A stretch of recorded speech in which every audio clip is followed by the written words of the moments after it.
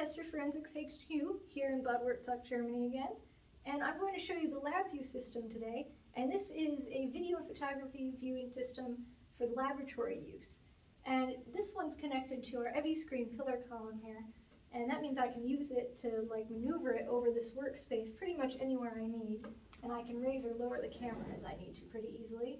So this system's made to work really simply.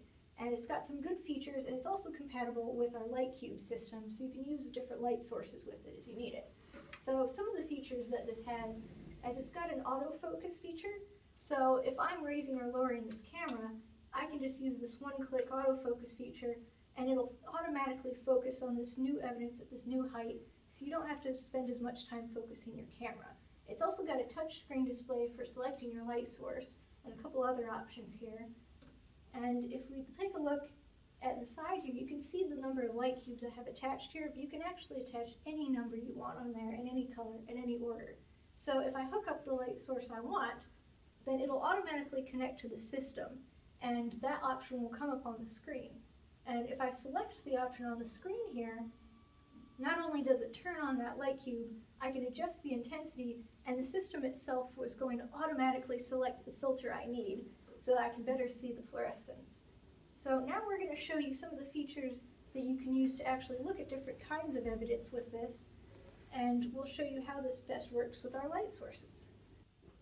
So our systems for this were actually originally designed to look at blood stains and gunshot residue, GSR, on different items. As you can see, we have a black shirt material here, and this actually has both blood and GSR on it, but it's hard to see under any sort of regular white light. So our system is actually enhanced with an infrared camera that's integrated into the system, and we can use that in our systems with the light cubes here to select different light sources to see if there's any other stains there in addition to the blood or the GSR. So right now we're using white light, as you can probably tell by the screen, but we can switch on our blue light, and there is some other stain on here, as well as a couple other fibers, which might not be able to be visible from where the camera is. But if I switch it to infrared, you can really clearly see that there's also some blood and gunshot residue on this shirt. If we're looking at other textiles, you can actually get an idea of why it's really important to have a bunch of different light source options if you're looking for fibers in particular, because even fibers that might be similar, even if they're all cotton or all synthetic fiber like polyester, can react very differently under different light sources. And I'm going to show you a couple socks right now. And these are all pretty much cotton, and if we look at them under white light, you can see there's a bunch of different colors.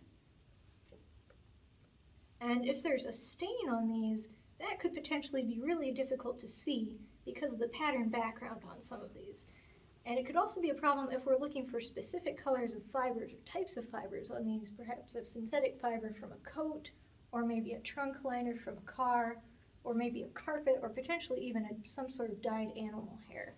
So under white light, this just looks like typical colors that you might see, but we could switch to blue light, and you can tell how different fibers in these materials react very differently and may show up very differently on the screen. And you can use these aspects of it to use different light sources to find different types of fibers. If I were looking for a stain, I could use this infrared light here, and this option, if I pull the camera back a little, you can see pretty much makes the actual patterns of these socks invisible, but if I had a blood stain on here, that would be very visible against the background here. I'm also going to show you a couple different stain samples to show you how those might look different, even when the material is the same, but the stain material is different. These are all the same type of white fabric sample, and on these samples are different kinds of things that look like blood or fake blood that you might find anywhere in a theater group or somewhere in a kitchen or a home or a crime scene. They're pretty common, and they all look pretty reddish brown. And under white light, you can see on the camera, some of them look very similar. But if we change our different light sources, we can see some of these fluoresce and fluoresce very differently.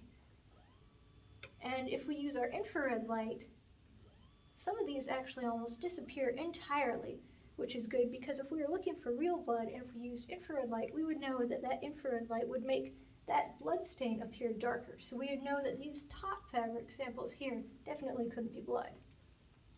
And in one of our last videos, we talked about being able to view things like fluorescence in terms of fluorescent developers on evidence. So now I'm going to show you a couple samples that use fluorescent developers. So our camera system was specifically developed with some features that make it great for fluorescent developers like this, because it's more sensitive to the fluorescence. You could potentially use it on fluorescent powders, but there's also some sprays that work to produce light if you spray them on blood. And some of these sprays can be very expensive, and you also run the risk of damaging your evidence if you have to spray your stain more than once. And some of them, if you have to spray the stain multiple times, will stop reacting over the time. So the fact that this is more sensitive to that fluorescence means you can actually get better results with less damage to your evidence if you have to use things like that. This first sample is just some fluorescent powder on a black trash bag here. And under white light you can't see much, but if we switch to some of our alternate light sources, you can see this really well, even on the camera.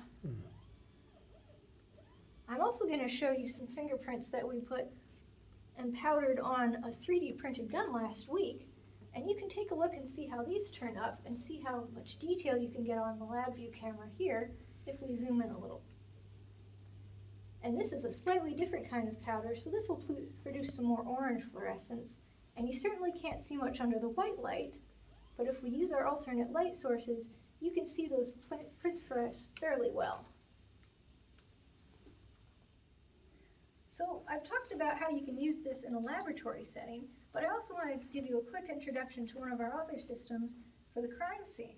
So we actually have a crime scene version of this called LABview, and this is also compatible with the same light cubes. In fact, you can actually take the light cubes that you might be using on your light cube handle systems or on your LABview here and connect them right onto the scene view. The scene view is actually a very similar system in that the controls are very similar, but it also has this one-click video and camera system. And you just hook this up to a battery pack, and you can walk around a crime scene and take video and shoot photos of evidence right at a scene using alternate light sources. Because just like our LABview system, this is going to have an automated filter wheel in it, so if you select your light source, it'll choose the filter for you, and you can take perfect photos right at the scene.